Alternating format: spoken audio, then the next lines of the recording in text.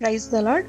గురువారము మే 16, 2024. ఈ రోజు దేవుని వాక్యము, ఏలయనగా మనము పోరాడునది శరీరులతో కాదు గాని ప్రధానులతోనూ అధికారులతోనూ ప్రస్తుత అంధకార సంబంధులకు లోకనాథులతోనూ ఆకాశ మండలమునందున్న దురాత్మల సమూహములతోనూ పోరాడుచున్నాము. ఎఫెసీలకు రాసిన పత్రిక 6వ అధ్యాయము 12వ వచనము.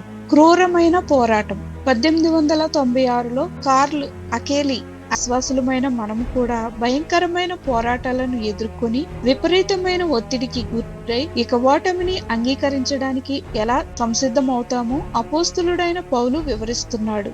అయితే అందుకు బదులుగా మనము అపవాది తంత్రములను ఎదిరించుటకు స్థిరముగా నిలువబడి మనము భయంతో మన బలహీనతలు బట్టి పిరికివారిలా వణికిపోవడం కాదు గాని మన ధైర్య సాహసాలపైన ఆధారపడక దేవునిపై విశ్వాసంతో ముందడుగు వేయాలని పౌలు ప్రోత్సహిస్తున్నాడు. తుదకు ప్రభువు యొక్క మహాశక్తిని బట్టి ఆయన యందు బలవంతులై ఉండుడి అని వ్రాస్తున్నాడు. మనం ఎదుర్కొనే పోరాటాలలో మనకు ఆయన కేవలం ఒక ప్రార్థనంత సమీపంగా ఉన్నాడు.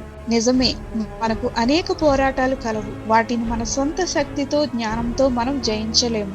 అయితే మన దేవుడు మన శత్రువైన అపవాది కన్నా మనం ఎదుర్కొనే ఎటువంటి కీడు కన్నా ఎంతో శక్తిమంతుడు.